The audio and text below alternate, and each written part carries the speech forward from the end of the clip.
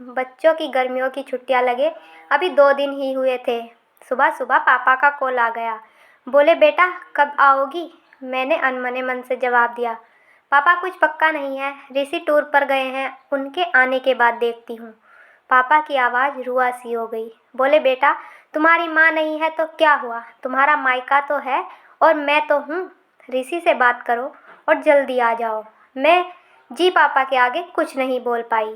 जब तक माँ थी उनसे रोज़ फ़ोन पर ढेरों बातें किया करती थी। साल में एक बार गर्मी की छुट्टियों में मैं पूरे 10 दिन के लिए मायके जाती थी।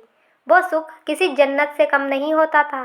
बच्चों से ज़्यादा मुझे गर्मियों की छुट्टियों का इंतज़ार रहता था। पर जब से माँ गई मेरा मायके जाने का मन ही नहीं करता। ऐसा लगता है जैसे मेरा मायका ही खत्म हो गया हो। एक सूनापन, एक खालीपन सा मेरी ज़िंदगी में भर गया था। पापा एकदम शांत स्वभाव के थे और कम बोलते थे, पर सबकी ज़रूरत का पूरा ध्यान रखते थे।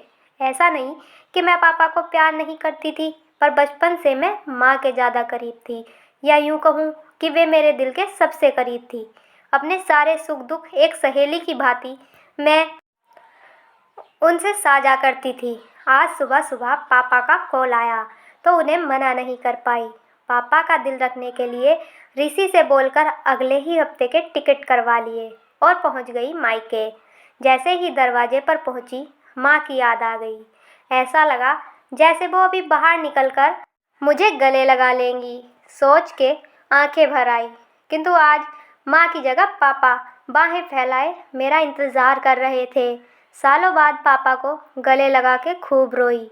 पापा ने अपने आंसू छुपाते हुए प्यार से मेरे सर पर हाथ फेरा तो दिल थोड़ा हल्का हो गया। बहुत दिन बाद पापा को देखा, कमज़ोर लग रहे थे। वैसे तो भाई भाभी और पापा सभी मेरा बहुत ध्यान रख रहे थे। बच्चे तो अपने खेल और मस्ती में व्यस्त हो गए थे, पर ना जाने क्यों मेरी नज़रें हर पल जैसे माँ को ही ढूंढती थी। आज भी पापा पहले की तरह रोज़ खाने के बाद मेरी पसंदीदा मटका कुल्फ़ी लाना नहीं भूलते थे। भाभी भी रोज़ मुझसे पूछकर मेरी पसंद का खाना बनाती थी। सब कुछ पहले की तरह ही था, बस माँ नहीं थी। इस बार मायके में मेरा दिल नहीं लग रहा था। माँ की कमी मुझे बहुत खल रही थी। ऋषि को कॉल करके मैंने 2 दिन बाद का टिकट करवा लिया। सबने मुझे रोकने की बहुत कोशिश की, पर मैं नहीं मानी। देखते ही देखते मेरे जाने का समय आ गया। आज शाम की ट्रेन से मेरी घर वापसी थी। मैंने सामान पैक करके रख लिया था, बस पापा का इंतज़ार कर रही थी। पापा न जाने सुबह से बिना बताए कहाँ चले गए थे। उनका मोबाइल भी नहीं लग रहा था। मन घबरा रहा था, बिना बताए आखिर गए कहाँ। इधर मेरी ट्रेन का समय भी होता जा रहा था। समझ नहीं आ रहा था कि क्या करूं। तभी पापा का कॉल आया। बोले गुड़िया तुम लोग स्टेशन पहुंच जाओ, मैं सीधे वहीं पहुंच रहा हूं। हम लोग स्टेशन पहुंच गए। ट्रेन सही समय पर थी। पापा स्टेशन पर हमारा इंतज़ार कर रहे थे। उनके हाथ में एक बॉक्स था। उन्होंने मुझे देते हुए गले लगाया और बोले इसे ही लेने गया था, इसलिए देर हो गई, संभाल के रखो। मैंने आश्चर्यचकित होते हुए पूछा इसमें क्या है। पापा की आंखें भर आई। अपने आंसू पोंछते हुए बोले तुम्हारी माँ का प्यार।